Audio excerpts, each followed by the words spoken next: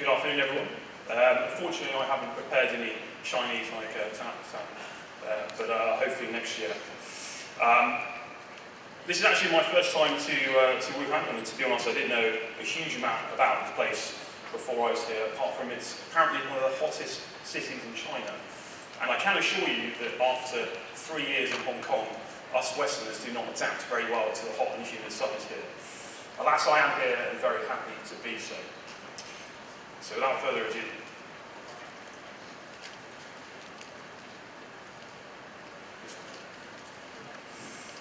my name is Joe Martin, and I'm the VP for Partnerships at Dow Jones, covering the Asia-Pacific region.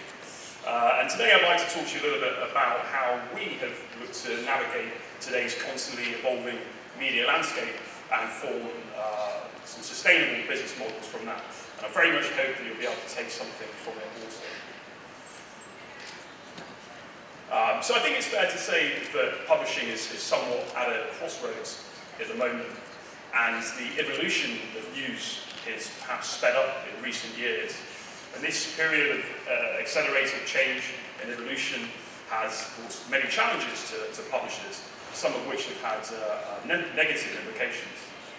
But hopefully today I can tell you a little bit about why Dow Jones remain cautiously optimistic.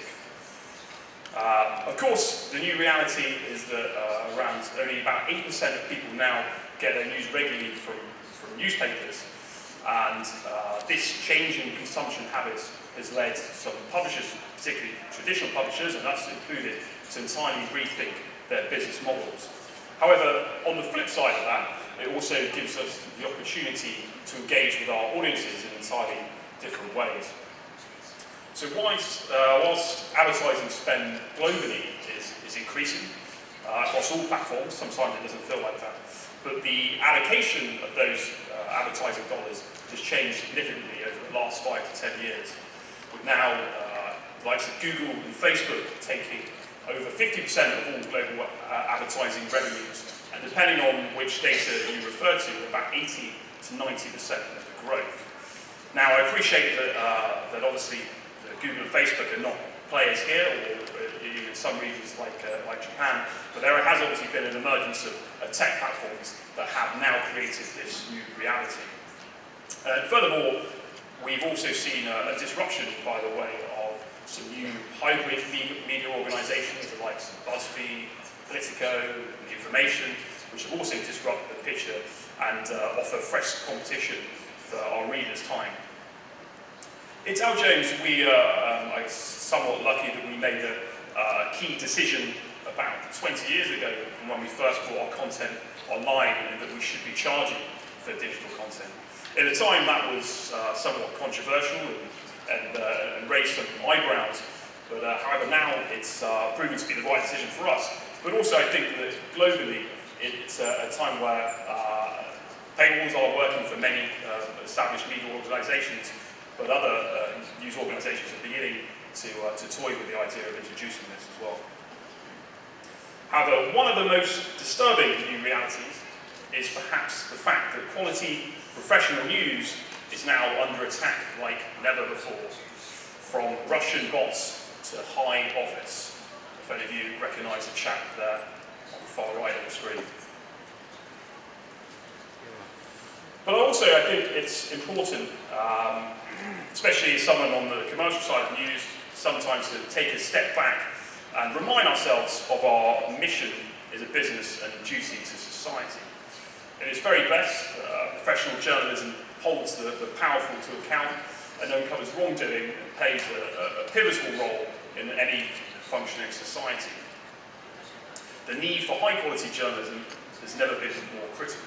We obviously have a famous older example here on the screen, but even if we look more recently, with the likes of my colleagues in the Wall Street Journal helped to uncover one of the largest political corruption scandals in recent history with the 1MDB story, which ultimately played a part, no doubt, in the changing of the administration there and still continues to play out.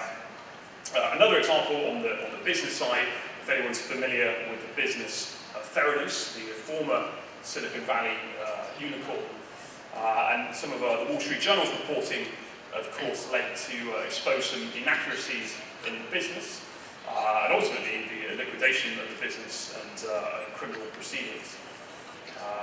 And actually, there were some high-profile investors that lost out on that, one of which was actually the chairman of News Corporation, and ultimate owner of the Wall Street Journal, Mr. Rupert Murdoch himself. A good example of an independent newsroom, if nothing else.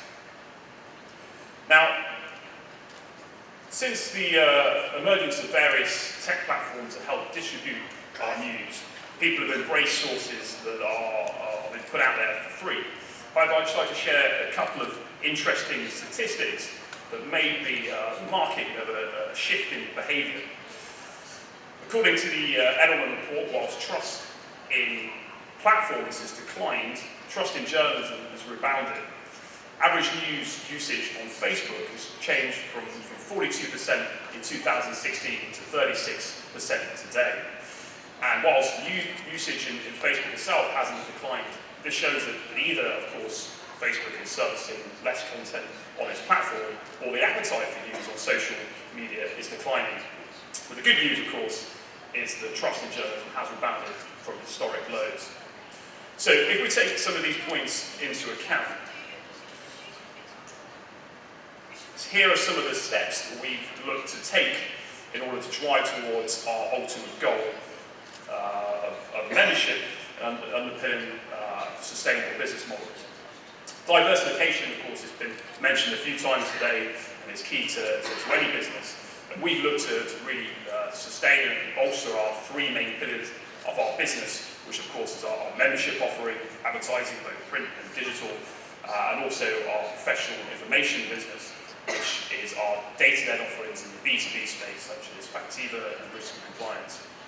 But live journalism is an unfiltered platform for newsmakers and experts to talk about today's issues, and something that we've really doubled down on in recent times with looking to bring our CEO Council event to Asia. We're about to hold our fourth one in Tokyo this year, and also our DLive platform in Hong Kong, which focuses on the tech sector. These are the 3 points here in the middle that are very closely related. But this is obviously related to our payable data, dynamic payable, and propensity modelling, which effectively is something that we look to change quite significantly in the last couple of years, where up until recently, for about 18, 19 years, our payable remained relatively the same. We actually took the decision of where our content sits behind or in front of our payable, away from the newsroom, and made it a commercial decision, which is actually driven by data. So effectively now we're able to give a different experience or different messaging of whether we feed content or a subscription message to a different experience to users, what we know about them, so where they come from, who they are, and effectively their propensity to pay, to buy a subscription. And that's been a very positive change and driven subscriptions for us. Now, of course, this isn't at all possible without an investment in news media as well, which I'm sure many of you can relate to is expensive. And some of the core areas that we've looked to invest on is artificial intelligence, especially with our WSJ app, audio, staff, of course, and video. Now, the news case for investment is very clear, with the likes of the Trump-Kim summit, China's Belt and Road strategy, or something that may have been on your radar in recent times, of US-China relations as well. It's clear that one thing we are not short of at the moment is stories. Stories may be the lifeblood of our industry, but monetising them sits at the heart of them. And monetising them in a way which fairly rewards professional journalism and safeguards the future of our industry has often been the challenge that most publishers have been grappling with at the moment. So what about the business case for this? Well, from our data, we see a clear flight to quality news.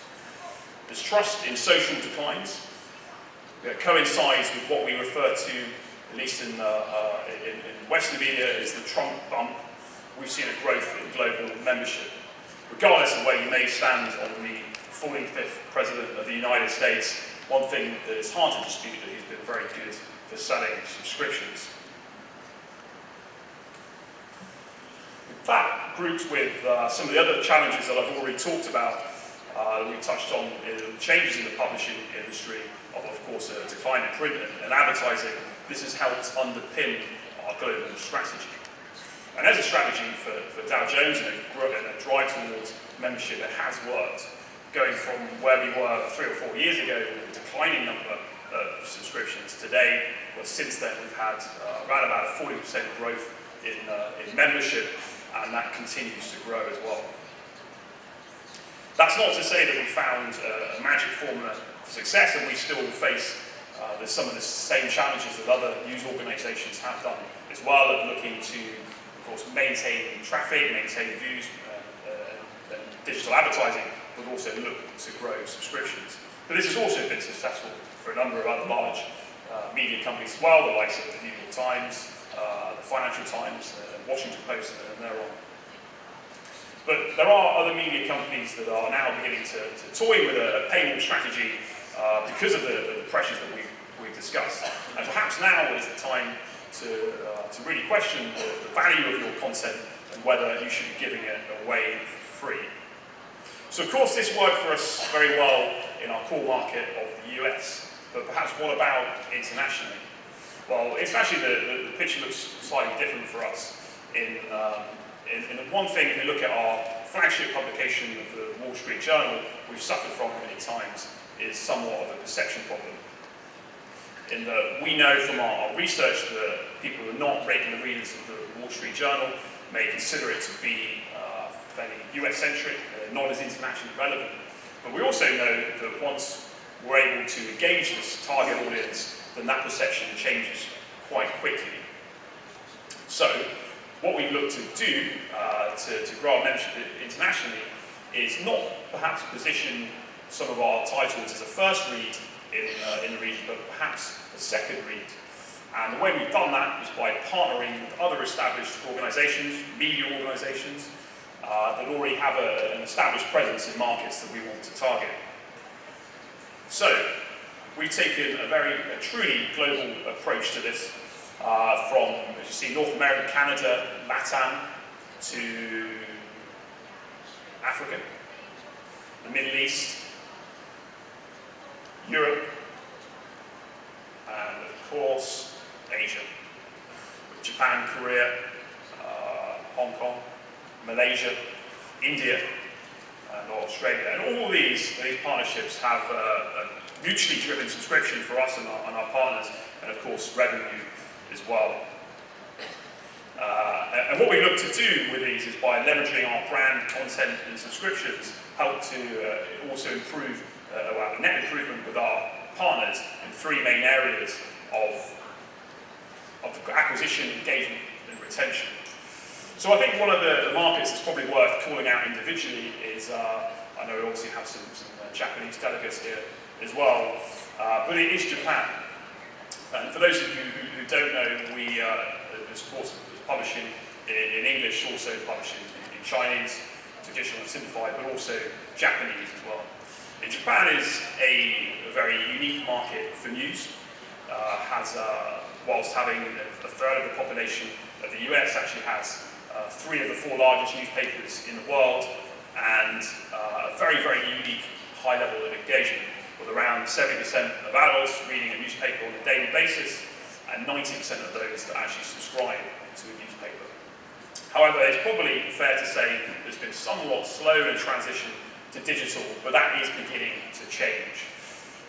So to bring it to life a little bit, one of the examples worth calling out is Newspicks, which may not be that well known as some of you that aren't based in Japan, but it's a Japanese language news aggregator that takes third-party sources but also produces its own proprietary quality content as well. And they amassed quite a large number of engaged users over a period of time before looking to launch a paid premium channel as well. And in the beginning, I think it's fair to say that they perhaps struggled a little bit to get really meaningful subscriber growth at that point. We launched a partnership with them whereby each paying subscriber to the premium service also got full access to the Japanese version of the journal as well, in a fully seamless integration. And since then, they've gone from strength to strength, increasing the number of paid subscribers significantly. And of course, we can't take all the credit for that. It's just one of the reasons that they've grown. But that combination of a robust product with intimate knowledge of their customer, coupled with international news and something that is already worth something like $400 a year, the Wall Street Journal subscription has proven to be a mutual win for both parties. And another is obviously Newspicks is a nimble kind of digital media startup. We've also partnered with Mainichi Shimbun, which is the third largest newspaper in Japan as well. And they amassed obviously a very large, loyal readership in print, but launched a paywall, a digital subscription product that we partnered with them on that, whereby again, if you purchase a Mainichi subscription, you also get the Wall Street Journal, the Japanese version of the Wall Street Journal included there. And with many of you in this room today, of course, looking for additional revenue streams to help support journalism, it's often I hear concerns when speaking to publishers that people don't pay for digital news in India, in Korea, in China even. And if we ever put up some kind of paywall, all that will happen is that we'll lose our traffic to one of our competitors and then our advertising revenue as well. Well, perhaps rather than just impulsively putting up a hard paywall and locking down content overnight, then perhaps you can look to create a new vertical for just a portion of your audience. And if you are able to perhaps combine that with partner content as well and create something of true value, people will pay. And that's been proven from a number of our examples. In China, the situation is a little bit different for us, but the approach is the same. If we look beyond WSJ.com to some of our products that don't have those kind of restrictions, the likes of Barron's, for example, which is an investment product that advises on investment and personal finance, and even some of our lifestyle content, the likes of WSJ magazine. We've already established a working relationship here with Kaijin and with Barron's, and very much look forward to expanding on some of our relationships to reach a very valuable audience. It has been a challenging period for publishers, let there be no doubt. I am, however, heartened by what we've seen as a clear flight to quality. And with so much information now widely available, people are waking up to the fact that if they want quality news as part of their daily media diet, then they may well just have to pay for it. And whilst content sits at the heart of all our offerings, using partnerships or some of these other strategies to reach a previously disengaged audience in order to monetize that content, perhaps is providing the keys to unlock the growth that we all want to achieve. Thank you very much. I think I've run out of time for questions.